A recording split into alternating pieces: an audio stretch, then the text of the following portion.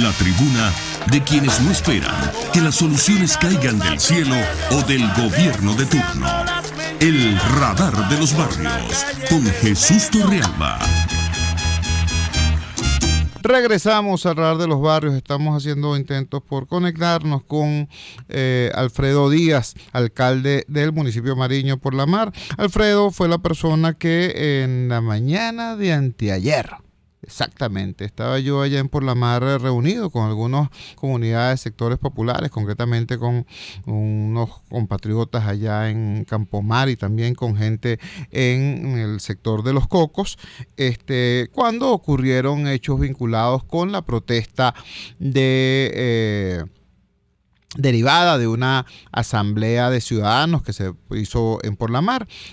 Al final de la asamblea, unos ciudadanos allí propusieron dirigirse hacia las instalaciones del Hotel Berentur porque allí estaban los medios de comunicación, los corresponsales extranjeros que están cubriendo la Serie del Caribe, y estas personas que estaban protestando querían simplemente exponer ante los ojos de la prensa nacional e internacional su molestia por la situación económica del país y por la situación económica de la isla. Esta protesta fue reprimida duramente por efectivos de la Guardia Nacional, con saldo de 6 ciudadanos detenidos. Desafortunadamente, al día siguiente de esta situación se produjeron 2 detenciones más. El señor Giuseppe Di Fabio, quien es concejal del municipio de Maneiro, estaba en una actividad completamente distinta, por supuesto refiriéndose a este tema, pero estaba en un programa de radio en una emisora allá en Por la Mar, en Encuentro 87.7. Cuando sale del programa radial se encuentra con que lo están esperando efectivos del SEBIN, que se lo llevaron detenido a él junto a otro dirigente de Voluntad Popular. Alfredo Díaz, el alcalde de Por la Mar, se dirigió a la sede del SEBIN y lo que se encontró fue una actitud hostil, irrespetuosa. Lo primero que le preguntaron fue que usted viene aquí a defender vagabundos y cosas por el estilo. Bueno, hubo un intercambio de palabras fuerte allí, y al final Alfredo Díaz, con esa conducta de firmeza, logró entrar al SEBIN, logró incluso la libertad de uno de los detenidos, pero siguió preso el concejal Giuseppe Di Fabio. Debo informar con profundo dolor, con profunda molestia, que anoche fueron trasladados desde Margarita hasta Anzoátegui los 6 detenidos iniciales y el concejal Giuseppe Di Fabio también detenido. En el caso de Giuseppe Di Fabio, creo que hay que decir con claridad que más que detenido está secuestrado, porque a él lo detuvieron sin orden judicial y sin estar en flagrancia, porque hasta ahora declarar en un programa de radio, que se sepa, no es delito.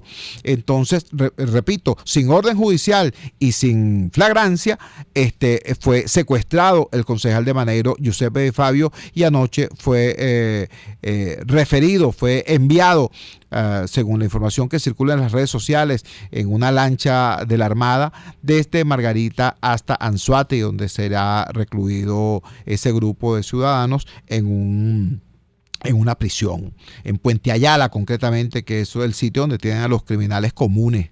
Por cierto, una de las prisiones de mayor peligrosidad en todo el país. Entonces, ¿cómo concluye este programa del día de hoy? Bueno, con esa fotografía de lo que fue el 4 de febrero.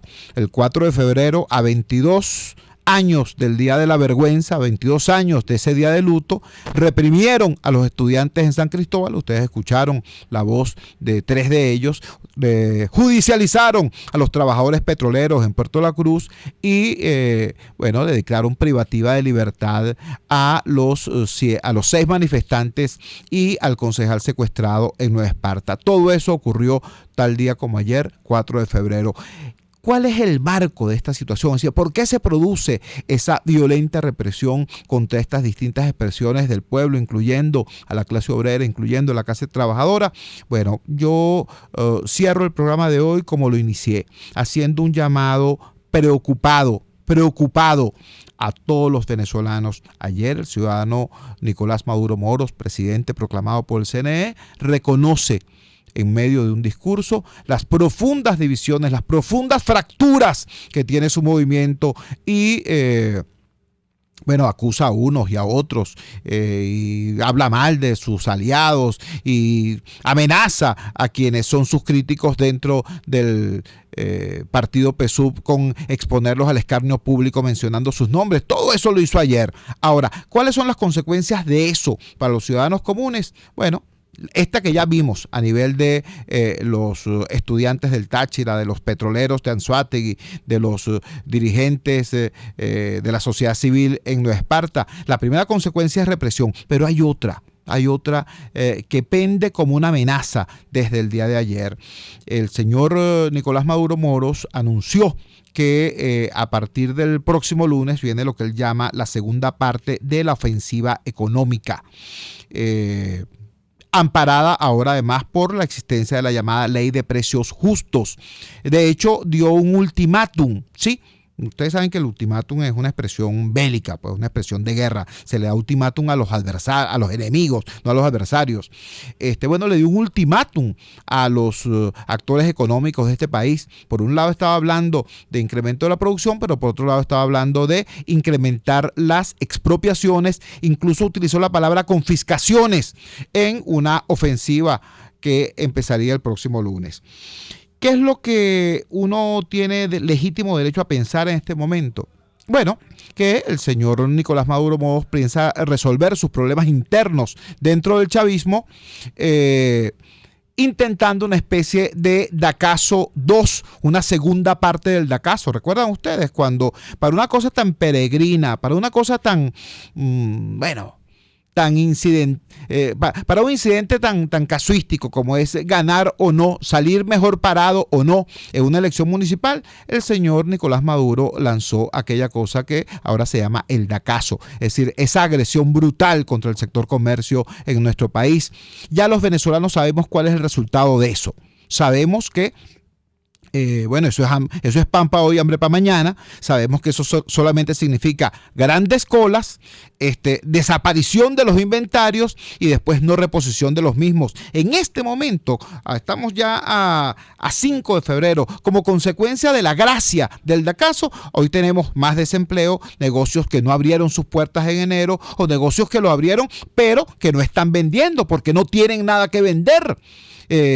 Negocios vacíos, y eso significa también hambre para muchísimos venezolanos, porque todos sabemos que en el sector comercio la inmensa mayoría de los trabajadores cobran por comisión, es decir, tienen un salario básico muy reducido y realmente la parte fundamental de su ingreso es por la vía de la comisión. Si no tienes nada que vender, no tienes comisión y en consecuencia el ingreso familiar se deprime. Todo eso es lo que estamos viviendo hoy en Venezuela como consecuencia del Dacazo 1, por así decirlo, aquella operación de demagogia electoral a finales de noviembre, principios de diciembre del año pasado. ¿Con qué nos está amenazando hoy? Bueno, nada más y nada menos que con un Dacazo 2, es decir, con una nueva fase de la llamada ofensiva económica que tiene varios objetivos, por supuesto. Entre sus objetivos está el prejuicio ideológico. Estos tipos creen de verdad que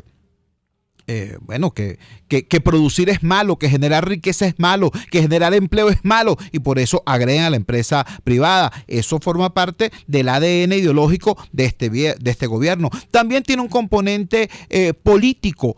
Ellos creen que generalizando la miseria, que arruinando al país, que empobreciendo la sociedad venezolana, entonces ellos pueden mandar a su real saber y entender, utilizando para ello la ventaja inmensa que les da el manejo de la palanca financiera que es la renta petrolera.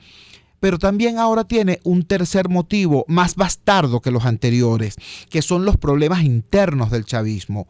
Nicolás Maduro lo dijo la primera vez en su discurso de la memoria y cuenta, presentación de la memoria y cuenta ante la Asamblea Nacional a principios de este año. Allí, le dedicó buena parte de su discurso a agredir lo que él llamaba la ultraizquierda dentro del chavismo.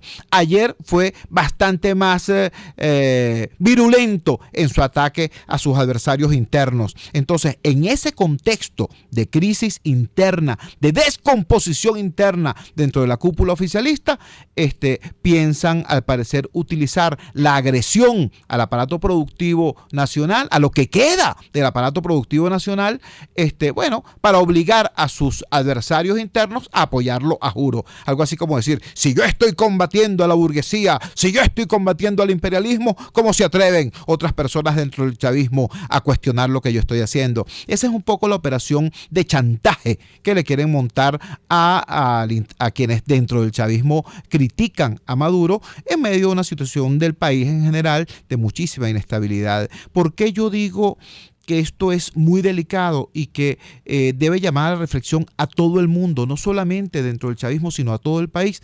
Bueno, porque esto ocurre también en un momento en que desafortunadamente la alternativa democrática, la oposición, en vez de decirle al país, mira, frente a ese desastre que es el gobierno, frente a ese desorden que es el gobierno, frente a ese desmantelamiento de la cúpula oficial, aquí tenemos un frente unido, con una política clara, con un proyecto claro. Nosotros somos la referencia de estabilidad y de seriedad en este país. En vez de tener eso, entonces tenemos esta situación extraña, ¿no? Donde unos convocan para una cosa, otros convocan para la otra, unos acusan a fulanito, el otro acusa a menganito.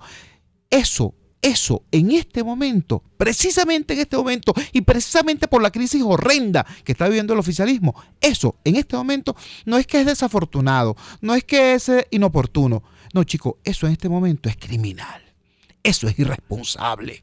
En este momento, más que nunca, el país necesita una alternativa de verdad. Y una alternativa no cualquiera, no, una alternativa democrática. Lo dijo Enrique Capriles Radonsky hace algunas semanas, hace algunos meses. Dijo, en este país lo peor que puede ocurrir es un golpe. Lo dijo Capriles. ¿Y saben por qué yo estoy de acuerdo con eso? Bueno, porque ¿quiénes dan los golpes, chicos? Los golpes los dan los chicheros. Los golpes los dan los estudiantes, los golpes los dan los zapateros. No vale, los golpes de Estado los dan quienes tienen armas. Y en este país, quienes tienen armas tienen 14 años o contribuyendo a la destrucción del país o permitiendo que eso ocurra. Entonces, cualquier golpe de Estado que pase en este país, aunque usted no lo crea, podría ser peor que esto que estamos viviendo en este momento. ¿Cuál es la alternativa entonces? Tiene que ser una alternativa democrática, pacífica, constitucional, encarnada por un liderazgo que sepa estar unido y sepa estar a la altura de las circunstancias. No quieto, no tranquilo, no, en lucha con la gente, en lucha al lado de los estudiantes del Táchira, por ejemplo, al lado de los ciudadanos de Margarita, por ejemplo, al lado de los sindicalistas de Puerto La Cruz, por ejemplo. En lucha, pero en lucha con la gente y por la gente. De eso se trata.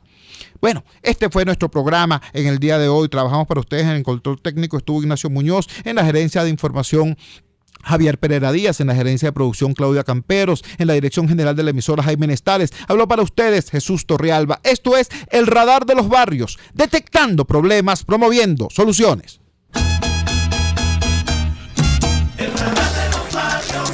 Hasta aquí esta transmisión de El Radar de los Barrios. Arriba, donde casi nunca está la policía, donde rara vez sube el aseo urbano, donde solo de vez en cuando llega el agua.